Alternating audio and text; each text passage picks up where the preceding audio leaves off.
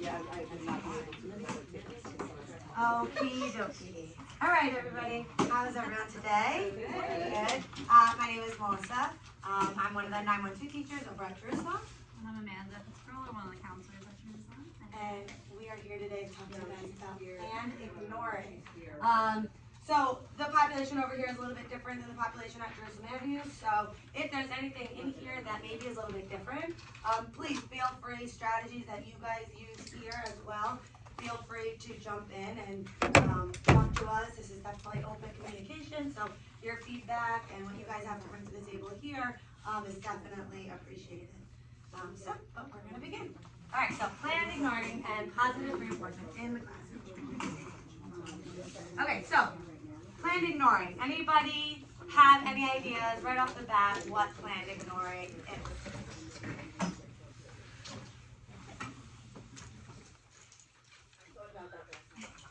Anyone? All right, so planned ignoring is a behavior management strategy. It involves intentionally not acknowledging a specific negative behavior. It requires reinforcement of a positive behavior. So it is not the same as allowing a child to just sit and do whatever he wants or she wants all day.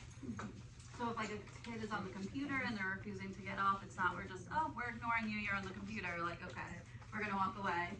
We could still indirectly kind of redirect them without actually giving them that attention. And we'll kind of show you how. And it's an effective tool for reducing attention-seeking behaviors. Okay, so to implement planned ignoring, we want to identify that the behavior is actually suitable for planned ignoring. It's not appropriate for all students and all behaviors. It should only be used for attention-seeking behaviors. So if that's the student's goal is to gain your attention, that's where we're going to kind of not really give them our attention. We want to ensure consistency, so no one is giving attention to that student in that moment. It's not just, well, the teacher's ignoring or just the teacher aide is ignoring. Everybody is ignoring that student. So this also is like situations maybe in the hallway. If somebody's walking by, you can't just be like, hey, Johnny, you know. You got to kind of check in with that adult, make sure that you're able to engage with that student. And on that, it's really important to make sure that you let other people know as well. I know sometimes what we see at school is if a child is working on a specific strategy of planned ignoring, there might be a little sign in the window like, please do not speak to so-and-so. Or maybe you send out a text, hey, if you see Johnny in the hallway and they're with a specific aide, make sure that you don't speak to them in that moment. However, if they are with someone else, feel free to say hi. So communication on that is really important. Let people know around you that there is a specific plan so that everyone can be on the same page so that an effective tool can be utilized. And we definitely can do that non-verbally where it's not that we're saying, oh, we're ignoring Johnny right now. We could do a quick like, you know, nope, nope, right, with our facial expressions. Oh. I think she needs someone. Wow. Yeah. We're all welcome here. Come on in. She's our favorite concept. We met her. She crossed us this morning. She got us safely here. She did. Every morning. Smile and kind words. I love you though, but I do have to eat. That's what you want? Come on. And I'm gonna have I'm gonna have some. Okay, take a plate and eat. Go ahead. Take a plate, have yourself bagel. We got water bottles. Also, you just want to be prepared, like, if you are using planned ignoring, you're going to see an initial increase in the behavior, right? Because they're going to start doing anything they can to get your attention because that's what they want. We'll just wait for that extinction burst for the behaviors to slowly decline. And then we want to combine with positive reinforcement for the things that they're doing well. So maybe they're not throwing things at you anymore, but they're still all over the floor flopping. You could say, I love the way that you're not touching any of my objects in the room, and you're, you know, I want Johnny to be sitting safely, but I'm so happy that, you know, he's not throwing things at you. All right, so let's go over some do nots and some do's. So, do not make eye contact with the child when he or she is engaging in the negative behavior. That's big. I know it's hard to not want to walk over or look at them or draw attention, but the biggest thing is that ignoring, right? We're not looking at them, we're not making eye contact. Do not verbally acknowledge the negative behavior. Do not directly verbally speak to the child about the negative behavior while the child is engaging in the negative behavior. So if they're rolling on the floor, we're not gonna sit there and be like, I don't like the way you're rolling on the floor. We're just not gonna talk at all. It's that ignoring moment. And do not continuously repeat the direction directly to the child. What can we do? So, verbally state the expected behavior, such as when Bobby is in his seat with his hand raised, I can call on him. Do reinforce other students. That's huge.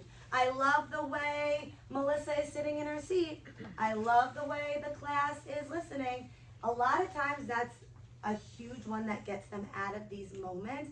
They want to be praised. They want to be doing the right thing, right? And when you're complimenting someone else, that desire to want that attention on them, sometimes, not always, decreases the negative behavior. Do provide attention to the appropriate behavior. For example, look at Bobby's chair and say, I really wanted to talk to Bobby, but I don't see him here.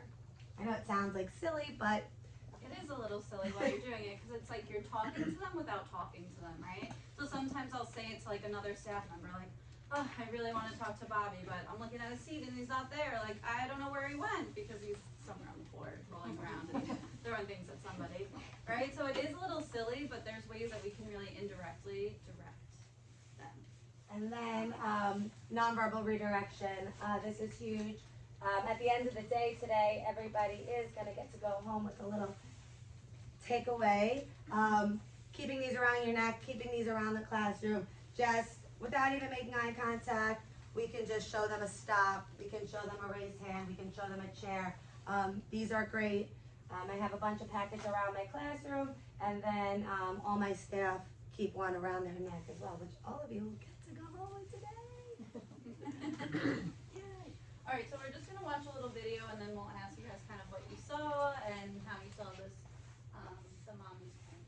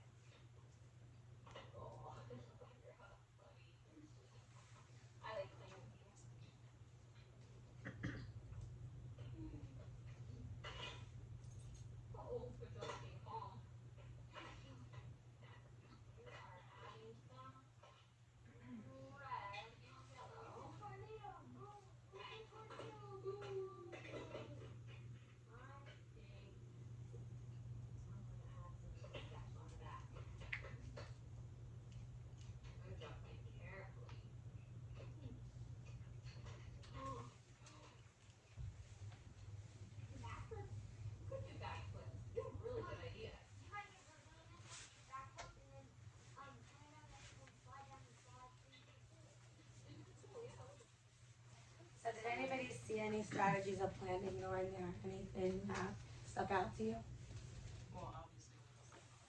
Yeah. What we all want to do in that moment. And I think I heard a few people do it, right?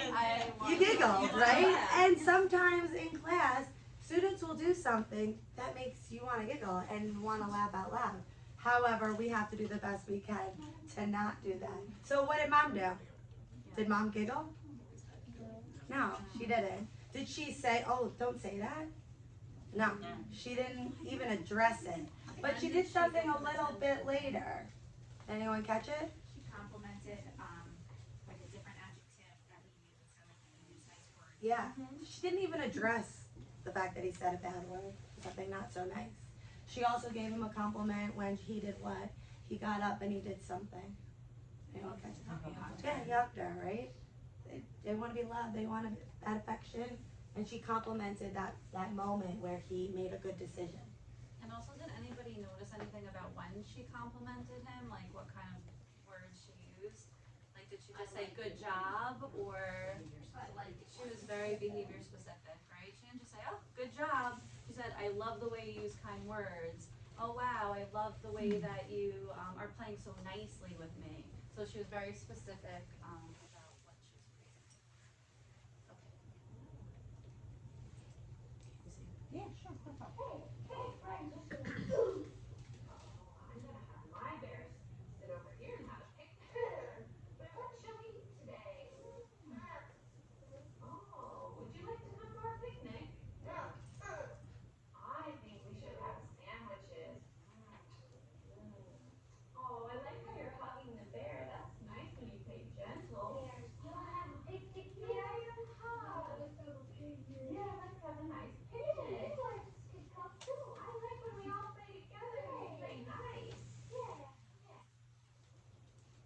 Did anyone notice anything else in that video? There's The something. same thing, she ignored the physical behavior with the bears, and then she complimented when he gave the bear a hug. Yeah, and she continued to model, right, for him how to play and what to make the bears say. So, oh, are we going on a picnic?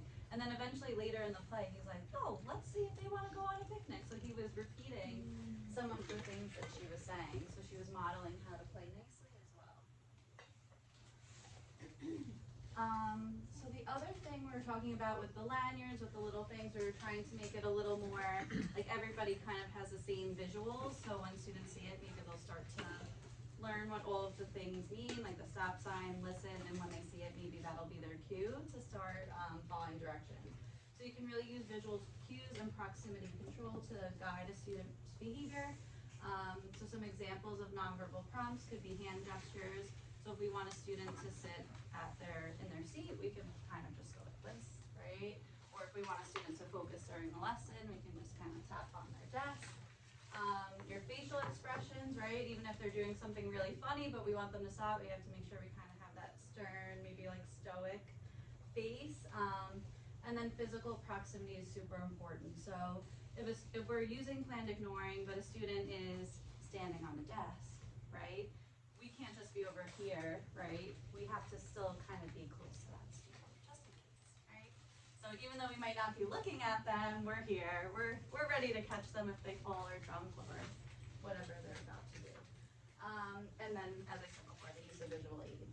And visual aids can be different for every student, every classroom. We have the cues that go on the card, but we also have stuff that can sit on a student's desk. So just simple things that you can go over during a lesson, non-verbally, and touch, that you want them to be quiet. You can let them know that it's a reminder or a warning. And this can be different for every student. I have small ones, I have big ones that go, what are they working for? And this is something that doesn't have to be said to them verbally. You can put it on their desk, you can tape it, it can hang, and they know what they're working for. A simple close proximity reminder goes a long way, really getting in their kind of bubble, and just letting them know, like, I'm there without saying anything to them. Do you guys use any strategies here, any type of visual aids that work, that you guys like, that you guys want to share, any type of feedback? Anything that you guys have that you think really works in terms of nonverbal? First in boards. Oh, we that, have, great one. We're doing PECs, we have token boards. Sometimes it's just like a little prompt on the desk, sit nice in chair, Yeah. and just hold it up. Perfect. Exactly. A first then board is great. I love that. Perfect. So those are all really great, like visuals and ways that we can kind of redirect the student. So it's also, planned ignoring works really well when we pair it with our positive reinforcement. So I know at our school, at Jerusalem, we use gotchas a lot. I don't know if you guys use gotchas here, but I know like you use the tickets, right? So if all the other students are doing the right thing, we walk around the room, I love the way Johnny's sitting in a seat, oh Bethany, great job, you get a gotcha because you're sitting so nicely and raising your hand. So sometimes when we reinforce other students' behavior, and then when would we ever give that student a gotcha? Say there's a student under the desk, but then they run to their chair and they sit down.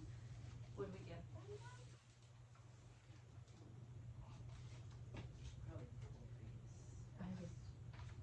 It depends, right? I probably would, right? Because I would want to right away give them that like positive reinforcement. Here you go, because that's what they really like wanted, right? And as long as they're staying in their seat, right, I might continue to go around the room and continue to reinforce that behavior, right? We want to ignore like minor misbehavior while reinforcing like the small positive actions. Redirect attention to students displaying desired behavior. Like we're using gotchas. I love the way how students can model it, right? Sometimes they learn best from their peers, right? I don't want to listen to you, you're this big fat meanie, right? But look, they're all doing the right thing, so I'm gonna kind of do what they're doing, yeah. I think I've heard modeling big is fat a fat huge meanie before, okay? strategy we can use. I think that's one of the most effective tools that I have. I love the way Amanda is sitting in their chair, and then that student quick is like, well, I want you to love the way I'm sitting in their chair. Does it always work? Absolutely not, right? But can it work? Can we try it? Yeah, absolutely. It's not always gonna work, right? It isn't. But the more we try and the different strategies we bring into the classroom, the higher level of success we'll have. And then the more you start to use this, you will see with a specific student that you're using it for, you will see their behaviors increase, right? You will see that at first they're gonna be like, well, now I'm gonna bang the desk because you're not listening. Now I'm gonna throw things at you because you're not seeing me.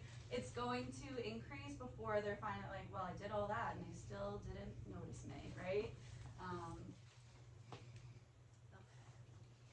So one of the other strategies for positive reinforcement is that immediate recognition. So if your student is sitting on the floor and they're under the desk and then they have this epiphany that they're like, you know what, I'm gonna actually listen to what they're asking, and they go and they sit in their seat, an immediate a gotcha or whatever system you use, immediate praise, immediate thumbs up.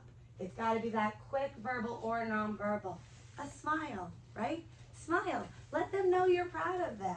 Like a smile is contagious. A lot of times you smile at someone, I mean, it's rare that someone's gonna not smile back. I mean, again, not always. But smile at them. They're gonna love that. It goes a long way. Your token systems, your reward chart. Something that I do in my classroom is I have a sticker store. And throughout my lessons, every one of my students have this on their desk. It's taped, and as they're doing the right thing, non-verbally, I don't ever say it, my staff does it as well, we go and give a check if everyone's sitting in their seat. If maybe they answered a question, if a student is working on raising their hand, I'll go over and I'll do a check. Once they get 10 checks, they get to go to my sticker store, which I have like in a pocket chart, but they get to go and pick all different themed stickers.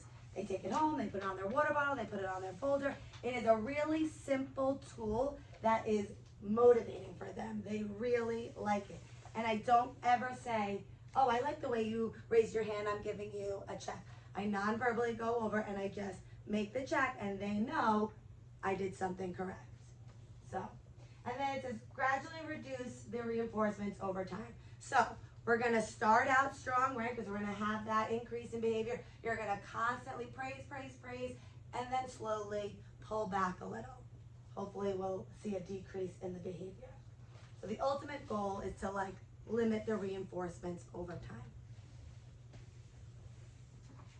So we talked about this a little bit with the video, right? The importance of specific praise so students know what they did right, right?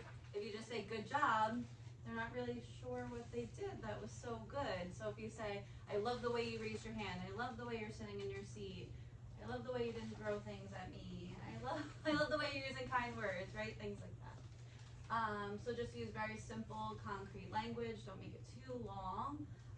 So again, just the examples, great job raising your hand before speaking. I like how you're sitting quietly and listening. And again, same thing with the gotchas or the tickets, be very specific. Label why the student earned a gotcha. So we do the different character traits. So So they'll say, I love the way that you were so tolerant. I love the way that you're being fair and playing the game by the rules. Things like that. All right, so now we have some examples of some whole class reinforcement systems. I actually brought one of the teachers' wheels. She has this outside of her classroom, and it says, classroom visitors, if our class is on task when you walk in, please spin our prize wheel. So when they come in and the students are doing the right thing, they spin it, and one of these numbers is allocated to a specific prize. So if a speech provider, if a principal, if a teacher walks in, they can now be a part of that classroom and be a part of the whole class system. So this is a really cool one. And the cool thing about that is you don't really have to say why they're getting the praise. Like I know you're saying use specific praise, but the students all kind of know what that's for. So like if they see someone come in and spin the wheel, they know like we're being on task, we're doing our work, like we're doing the right thing. So like so much so that they know about the wheel that when we came in to take the wheel, they were like, where are you going with our wheel? Like Yeah, I they know. knew. I was like, I'm bringing it what- back, I they're like, promise. We're bringing it back, we're just using it for a presentation. So but they like know what the wheel's about, like they knew what it was. So the more you do it, the more the kids understand and like follow suit with it. Another example could be a class compliment jar. I have a pom-pom jar in my room. It's like a gumball machine. Every time my class gets a compliment, I put a pom-pom in. This could be walking in the hallway. Oh, I love the way you had a straight line. Oh, your class is working so quietly. So as a class, you guys can establish, okay, once we fill the compliment jar, we're gonna have a pizza party or a pajama party. So it's another motivating item you can use in the classroom. Does anybody here have any whole class systems that you use that you wanna share? We did the pom-poms at Jerusalem. No. With the fuzzy jar. Yeah. And I would change the parameters, like this quarter, I'm looking for whoever's being super kind to their classmates, helping out. I love that. I know one of the teachers shared at Jerusalem that they have, depending on what the season is, say it's a snowman, whatever it is, if they're working on raising their hands or walking in a straight line, every time they do that, they add a part to the snowman. And once the snowman is complete, they earn whatever it is that they have established would be the prize. So if they walk in and like, oh, I love the way Johnny raised his hand, and they're working on raising their hand, maybe they get the carrot nose or the button eyes. And you can change that seasonally, right? You can do a flower for spring, you can do the snowman for winter, you can do, I don't know, a school bus for back to school. So it's really simple, and it can be catered to whatever it is your classroom designs it to be. But it is highly motivating for the students. They look forward to that. And I think there was also something important to mention that you guys said you used to do the fuzzy jar, right? So are we gonna use the same thing every year, or is it gonna be kind of catered towards the kids that we have in our class? Our kids this year, Right. it goes like over their head. Yeah, It's not the absolutely. same, And right? that's a huge thing to recognize that and modify and change. What works one year might not work the next year. I see that in my classroom all the time. Sometimes I've used a coin system where they are working towards getting coins and then they can buy stuff. This year, I wouldn't be able to do that. It's just not in their cognitive abilities to understand that system. So I switched and I modified that to the sticker jar because it was something that was more attainable, something they can relate to, and something they could understand. So I think understanding your classroom environment and moving forward and understanding that I have to be flexible as a teacher, as an educator, that what works one year, you have to be flexible. It might not work going forward. So just a little bit on whole class reinforcement systems. We want to focus on one class goal at a time. So each year that goal can change depending on what your students need that year. What do they really need to work on? Some classes really just need to work on raising their hand, right? Maybe not in our classes. But some students need to work on being able to sit in their chair and not walk around the room, right? So there's all different things that it might be using kind words. I have a lot of classes this year that they're just not getting along. The friendships just are not working out. They're fighting one day, they're loving each other the next day, right? So we have more like a fuzzy jar of like saying kind things to each other, using kind words. So it could be just being kind, or even using a calming strategy, right? So some classes will give a pom-pom for, well, you accepted the help, you accepted using a strategy. and that's what they're earning for. But we want to define and explain what they're working on so that they know. Then review and write what your class wants to earn, right? They want to know what they're working towards. So once we fill out this pom-pom jar, it's not they fill it up and then we're like, oh, you guys now get these erasers. And they're like, what? We did this for what? Right? Like they want to know what they're working towards. So whatever it may be in your class, what your kids like, a lollipop party, a cookie party, maybe a special movie that they want to watch, no homework passes. Some kids really love those. Or like in Jerusalem, their extra growth rec time, maybe like an extra 10 minutes to be on their computer. Whatever will work for your kids. So really class dependent. And then the really big thing is just consistency. Making sure that when we're seeing them doing the right thing, we're putting that pom-pom in, we're sticking the gumball on, and we're doing it like as immediately as we can. And I know that's hard, the consistency, right? We're so busy, we're doing 1,000 different things, but don't worry, they'll remind you if you forget. There are many times I'm like, oh, well, shouldn't that have been a pom-pom in the jar? We got a couple. And I'm like, oh, yes. So the consistency, a lot of that routine, repetition is very important for our population that we work with. All right, so now what we're going to do. The fun part. Yay! We're going to go back. Gosh, you're going way Okay, back. so we're going to do some scenarios. I'm going to give you guys a chance to work on them in groups, and then we're going to get up and act it out with some volunteers. Oh, let me get over here. Yeah! All right, so I don't know if you guys want to work on it as a table and do one. We're just I'm going to give you some time to kind of work through the scenarios, and then, or do you guys all want your own? You guys prefer to work as a group, or? Yeah? Okay, perfect. So we'll do it as 3 groups. Yes. You guys are ready? You guys are talking about it? Well, we'll give you a few minutes to work on the scenario. The first one is students falling under the kidney table during independent work time. They are disrupting the lesson by banging on the chairs and tables.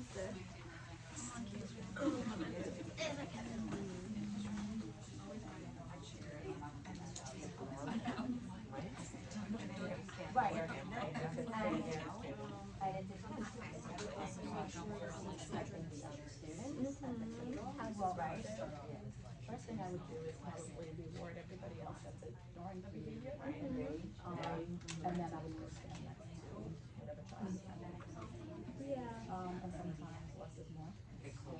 Right. Yeah, I think that would be the first step.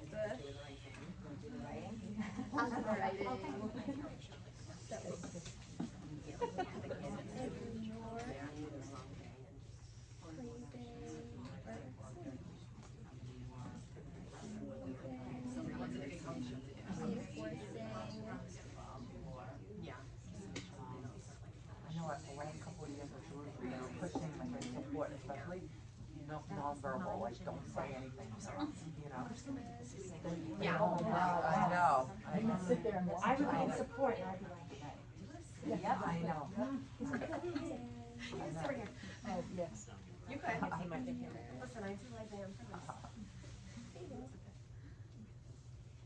Oh, I guess the teacher at first, I didn't realize there was a second person. okay.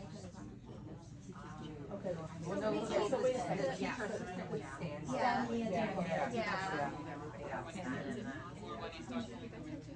Oh, yeah, when they start stop banging, probably would be the first compliment. Praise. Gotcha, just fresh you get tickets to it. Okay, thumbs up if anybody's ready to talk about it. They get like prizes. Number 1. When you're ready, we'll kind of go over number 1. Do I have any brave souls that would like to volunteer to act out the situation? I need a student, I need a teacher, and I need a teacher assistant. Do I have anyone that would like to act it out? They're ready to go with so much gorgeous food on top. Oh, you look good. I mean, there we go. Get ready to listen, you know? Do I have any brave souls? Any takers? No? Okay, that's fine. We'll just talk about it. All right, so a student is crawling under the kidney table during independent work time. They are disrupting the lesson by banging on the chairs and the table. What does the teacher do?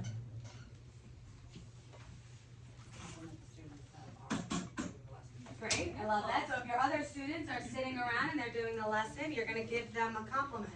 Perfect. Any other suggestions? No eye contact. Misbehaving, and maybe do like a non-verbal like gesture to another aide. Yeah. Just to ignore and just be nearby. Perfect. Yeah, so Do you you- proximity control. Do you think that they should already have in their classroom established a plan between the teaching assistant or aide and the teacher? Yes, absolutely. So what should the teacher aide or the assistant be doing? Follow the plan. I love that. They shouldn't go rogue. They shouldn't just be like, you know what? Johnny, get out from under the table. Right? No, we don't want that. Enough, I've had enough. What about the teacher and the staff talking about the student in front of them? What about that? Should we be like, do you see, what should we do? Do you see, I can't believe I'm trying to teach a lesson here. It's under the table, he's banging. Can you believe what Johnny is doing? Should we do that? A lot of times we see that. A lot of times we see staff talking about the students in front of them. It is something that we need to change as educators, as staff, right?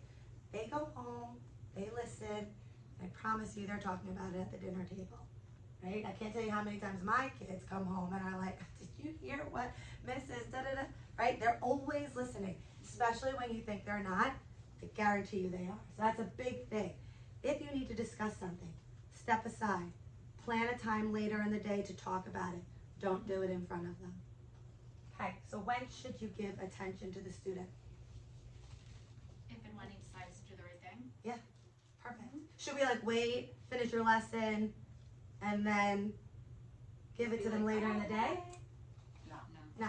It's that immediate reinforcement of the positive behavior. Alright, cool. We're gonna do one more.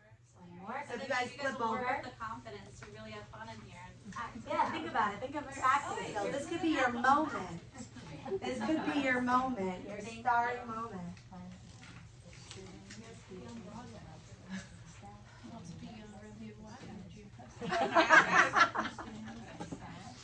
Hello? Do we have alcohol recess today?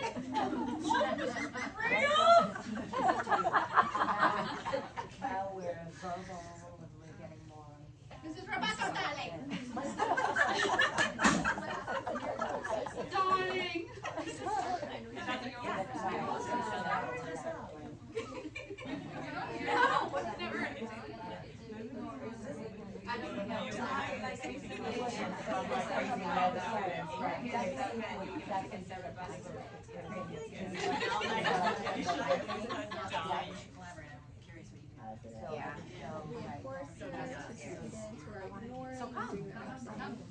Roll up. Yeah, come. Tuesday. It's gotta be fresh. This is Tuesday. I'm not gonna accept Friday. What's the right Good, Jen. With the kids. She's like, I'm gonna this, right? Tell the other kids to ignore me, I'm assuming this is help me. Right, wait for Yeah, it. that's what I was saying. We move the audience, because we move the kids. Or compliment the kids that are ignoring. I know, I guess I would be gauging the other kids how fast they're getting. Sometimes when you remove them, it escalates more. Alright, you guys got like one more minute?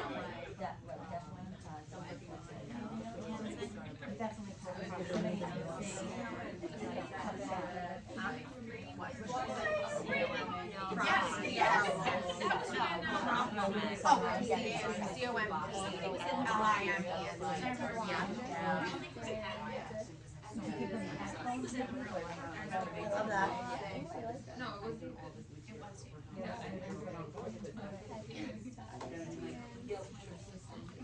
Do that now, we pretend.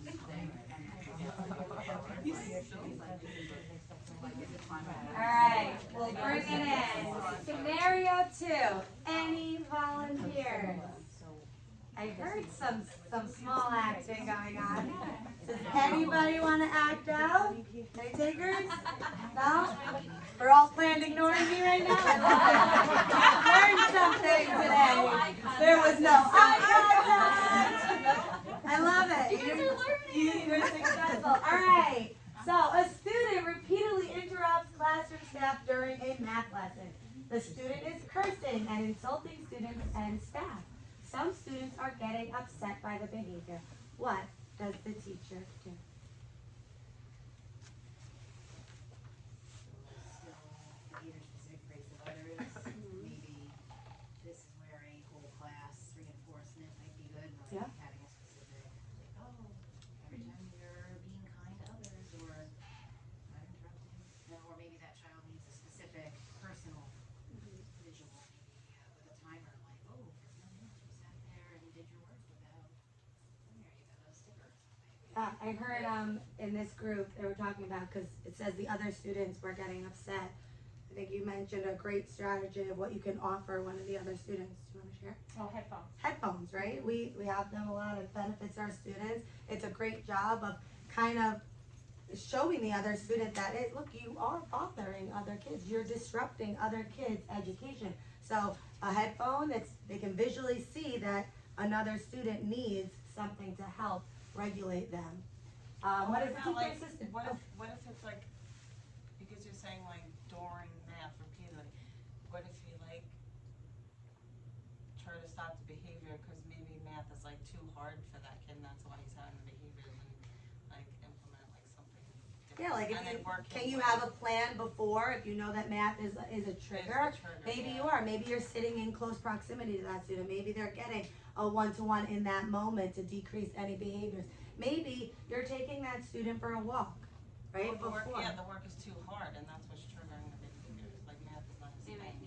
Or like knowing what's coming next, like Yeah, like we do a lot of modify, movement breaks, and that's really helps a lot of behaviors in our room. Yeah, because So, we like, have, a lot we of have like times, kids If that, we yeah, have trouble, certain sometimes I'll be like, subjects. all right, we're almost done with math, and then we're gonna do Go Doodle now. Yeah, so you're giving them like a motivation of something. Yeah, just kind of like not directly Yeah. talking about the behavior, but letting them know, like, look what's coming up. Like, keep it together. We've got Go Noodles next. Yeah, absolutely. I love it. Teacher aides and assistant, it's that same thing. Stick to the plan, right? Don't go rogue. Don't directly speak to them. Don't speak in front of them. And when do we give that attention again? Could the teacher aide also like direct the other kids kind of not to look, like especially in this room, like if somebody over here is Absolutely. like the other kid like it's like all right, like they'll Yeah. just like non-verbally direct Absolutely. back to Talking to the students that are not engaged in the behavior is a great strategy. It's that bringing attention that you are being disruptive, but still acknowledging the students in the room that are doing the right thing, giving that praise, encouraging to model for the student that is not behaving appropriately. And now I know this might not happen as much here, but so say we're ignoring, and as we said in the beginning, the behaviors would probably get larger and get more explosive.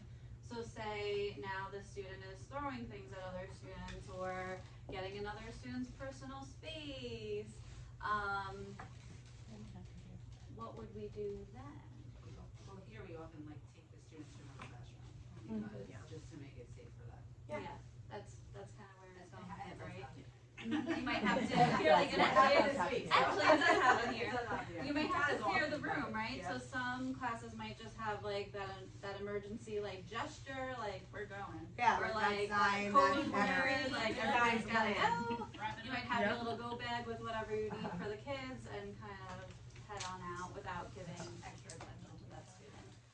But that is all we have today. So thank you guys. If anybody has questions or wants to see any of the reinforcements we have up here. But yeah, thank you guys for your time and attention. Hope you learned something. Well, you did because you all planned and ignored me before.